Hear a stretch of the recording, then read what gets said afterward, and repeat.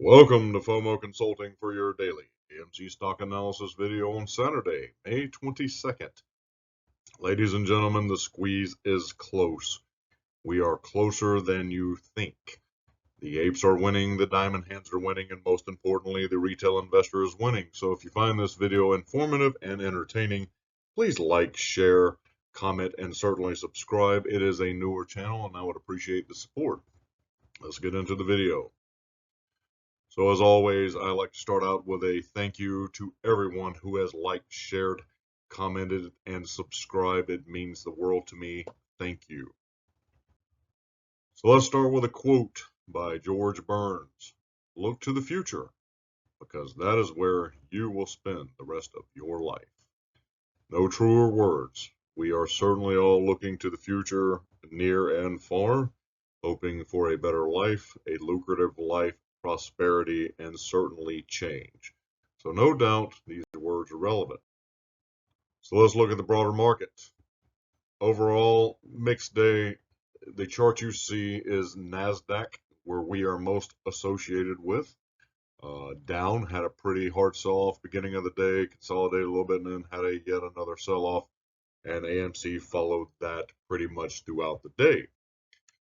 But AMC is without a doubt the most popular stock on Webull at 8.63%, and certainly within the top 10 on volume yesterday, even on a down day at 52.19 million. So again, showed a lot of strength even on a lighter day. So as of this morning, crypto is trying to make a recovery, albeit slow, but that is very good to see overall for anyone holding crypto. So let's look at how AMC did yesterday. Overall, closed at $12.08, down 46 cents or 3.67%. No big deal. As you can see, it followed the broader market of the NASDAQ pretty closely. Certainly had the big sell-off. Crypto first early in the morning had the big sell-off. Consolidated throughout the afternoon and had yet another little sell-off towards the end of the day. And as you can see by this, no doubt our opponent wanted to make sure the stock did not run. They put 53,000 shares in our way as a sell wall to ensure this would not rise at the end of the day. But overall, we are certainly still in bullish territory. This is the 4-hour chart over quite a long period of time. We are just fine. So let's do a little speculation here. It's Saturday, right? So you can clearly see the red illustration trend line. We're clearly going uphill, no problem. But let's take a look if we continue this trend going forward over the next month or so. This is what it may look like. Again, not financial advice. I'm not a financial advisor. Certainly do not take this very seriously, but I'm just showing a trend based on how we've been moving over the last 4 months, 5 months or so. Since the beginning of the year, you can clearly see we're on the uptrend. We may very well just organically end up in that $14 to $17 price channel within the next 30 to 45 days. We'll see. Again, it's fun to speculate, right? So again, bigger picture, we are certainly on an uptrend. Red illustration trend line clearly shows that. Indicators, the alligator indicator, mouth wide open. MACD certainly in bullish territory. RSI got a little bit overbought. We had to cool off a little bit, but we are still in very bullish territory. And on the left, you can take a bit of a closer look. So we are in fine shape on the bigger picture. So you can see we're clearly on an uptrend, and an article came out yesterday. It was actually a recycled article from about a week ago. Is AMC stock a buy? And their technical analysis would bring us to that conclusion. If you read it, it's certainly a great article. AMC has created a boxy cup-like base over the last 8 weeks, basically on the weekly chart. And you can see on the right side where I have very crudely illustrated that. We may very well be in the handle part of that and ready for a breakout in the next week or two. So there's a lot of conversation these days around margin calls.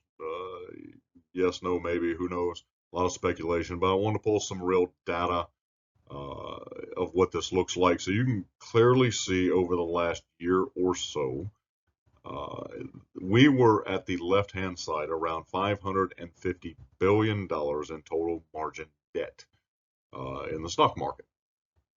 Right now, at the end of March 2021, we're at $822 billion.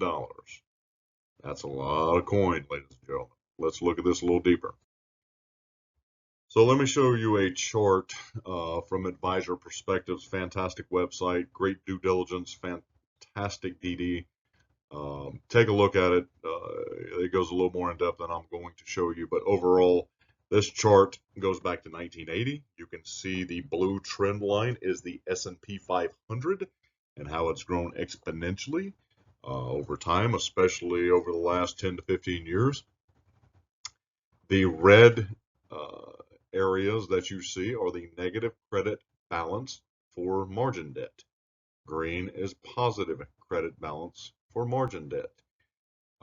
So you can clearly see left, right, the tech bubble for some of you younger folks.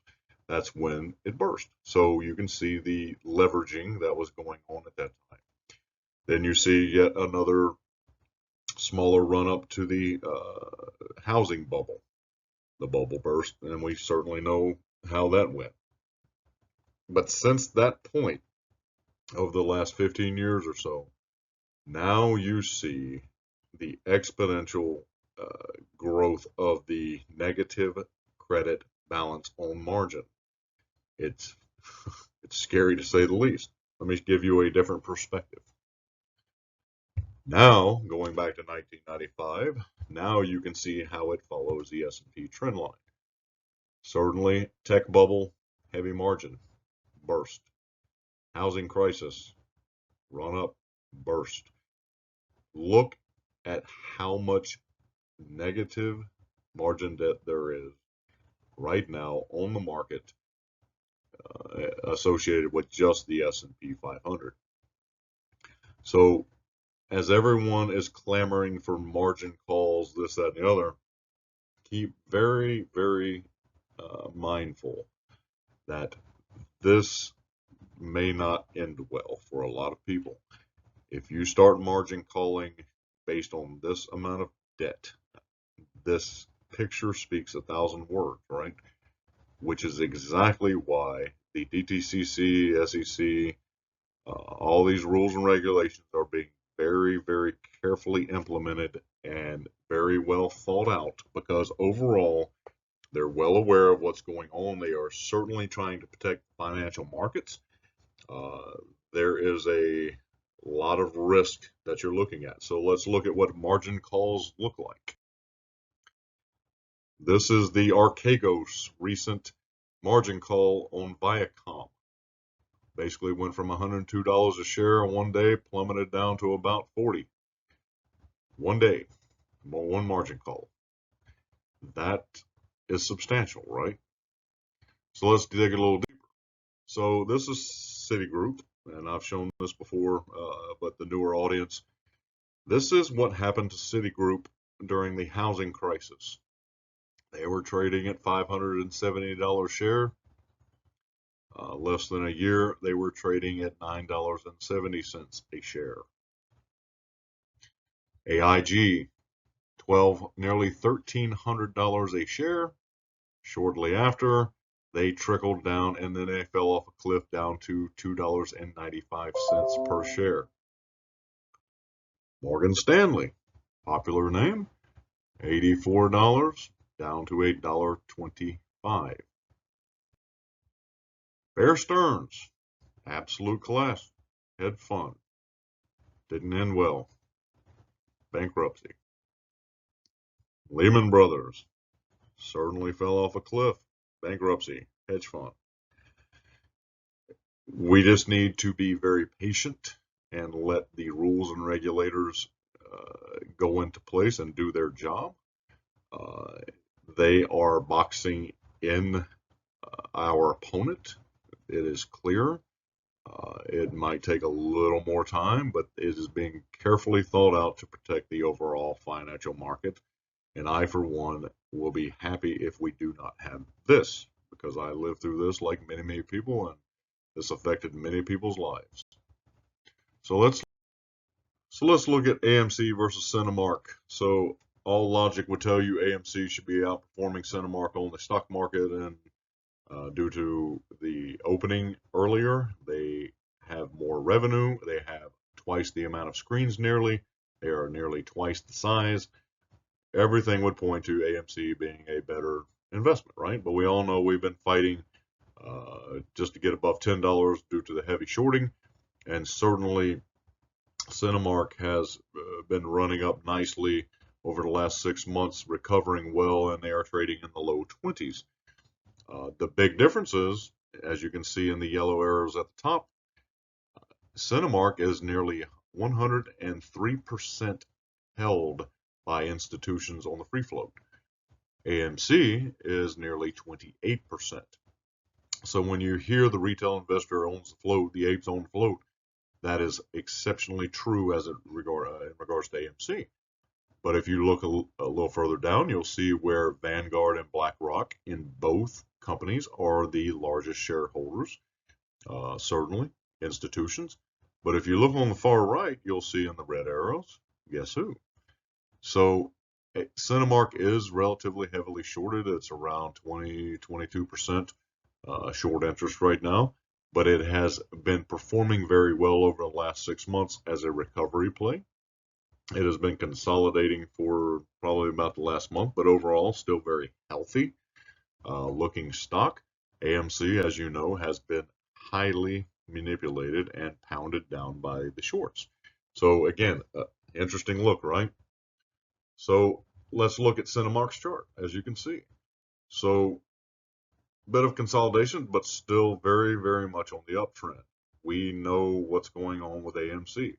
Competitor, it would make no logical sense why AMC would be so shorted.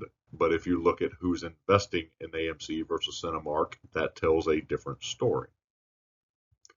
So I get asked every now and again why the ownership percentages of AMC change. About 2 weeks ago, we were 80% basically retail owned. Nothing has changed from that perspective. However, the institutions buying in have changed the percentages. If you look on the bottom right, previous quarter versus current quarter, institutional share purchases have nearly quadrupled. Institution shares sold, not quite as bad, but we know that was probably mostly Wanda as well as other insiders.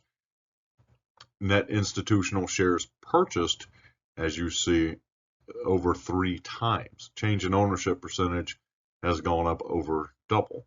So no doubt institutions have been piling in, and as I just showed you, at the end of March, there were only 300 institutions. Currently today, there are 415 institutional owners of AMC. So the smart money is coming in to AMC because they do see the opportunity. So let's look at the bigger picture again, a few of the other indicators. The alligator indicator, certainly mouth wide open right now, looking good, looking strong. So let's look at the trend channels. So orange trend, we were in the $2 to $4 level leading up to the baby squeeze, right? Look how long we stayed in that $5 to $7 channel, about a month. We stayed into that $9 to $11 channel for about 3 months, right? Seemed like forever. And we have finally broken out of that channel, and we are in the $12 to $14 channel. That is huge. Our job is to buy, hold, and hopefully stay into the green channel. That is what we need to do, and not let them force us back into that yellow channel again, right? So again, another perspective, certainly not technical analysis, just a trend line to show you where we've got to get above the 1450 level to break that and have another breakout. but we are certainly on a uptrend on the candles. So Wanda sold their shares, no big surprise, no big deal. The timing sucked, certainly, because of the run-up we had, no doubt, over the last week or so.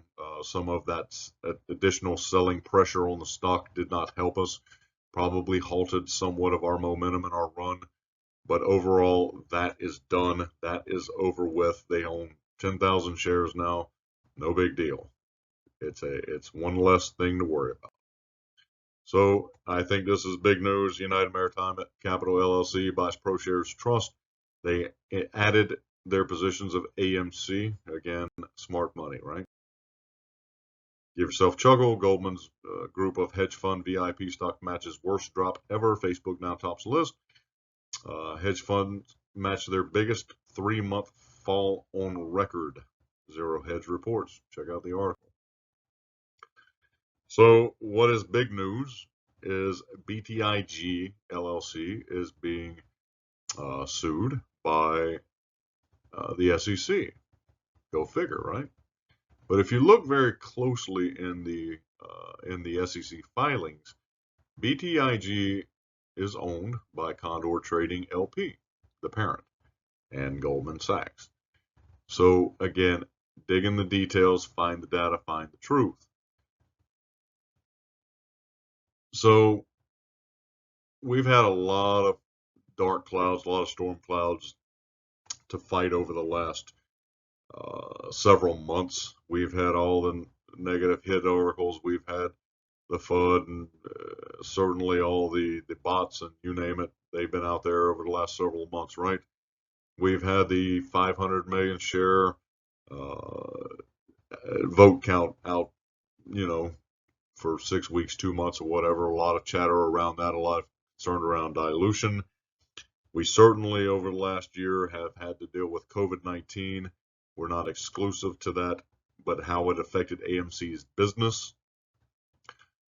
Now it is recovering as restrictions are lifted and people are more comfortable with going out to the movies. Certainly the summer months are looking very, very promising with the new titles.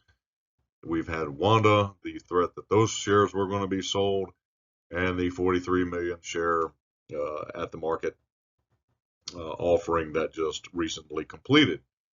All 5 of these very dark, heavy clouds have now been lifted. And now the sun is shining on AMC. There is no further really bad news that is hanging over AMC from a business perspective, from a shareholder perspective, from a stock price action perspective. The sun is shining on AMC, and if you want to, over the next holiday weekend, find a couple hours. Great blockbuster movies coming out. A Quiet Place 2 comes out. Cruella comes out, family film. A lot of great titles are coming out next weekend over the holiday weekend in the United States. So, go support your company if you can spare a couple hours and a few dollars. So, quick review of the short interest. Not a lot of change, but the change that I do see overall is good. Some of the data is coming down, and I'll show you that very shortly. But as you can see, total volume was down just a little bit, but we were still in the top 10 of stocks traded, at least on Webull. Short shares available at the time of this recording with Fintel is 3.2 million. The borrow fee 7.10. The utilization has come back up towards the 100. We're at 96.68. The shares on loan have come down just a bit, no doubt. That is from Wanda selling, and they were able to gobble up a few of those, but no doubt they'll go back to the well and just start borrowing again. But we are again close to that 2.5 times the amount of shares on loan as we were before the baby squeeze in late January. So this is why the short interest data is going downwards, is because they have been trying to get out of their positions. You can clearly see it on the trend lines. As the price has ran up, they have been trying to exit. So this is why yesterday was so flat and so tumultuous. From the opening bell, they borrowed 4.65 million shares and they used them. They used them to short it down and to basically get the price point that they wanted. They did not want the $13 calls expiring in the money. And by the end of the day, they had borrowed nearly 7 million shares, and the borrow change was 3.3 million that they still have on hand. Whether they return them or not, we'll see. So the overall idea, for me anyway, was $13 was going to be a bigger battlefield, but we had a very victorious week at, again, fighting for 12. We closed above 12, and that put about 83,000 contracts on the call side in the money. That usually spells really good news and a green Monday for us. I am very hopeful of that, and I believe that will be the case. And as always, I have skin in the game. I win together, lose together, right? We bled a little bit this week, but I think we needed to cool off, come back to the moving average, and it sets us up beautifully for next week. And again, have some perspective. We are closing above 12. You know, it's a great week. So some old school humor. It's easier to fool people than to convince them that they have been fooled, by Mark Twain.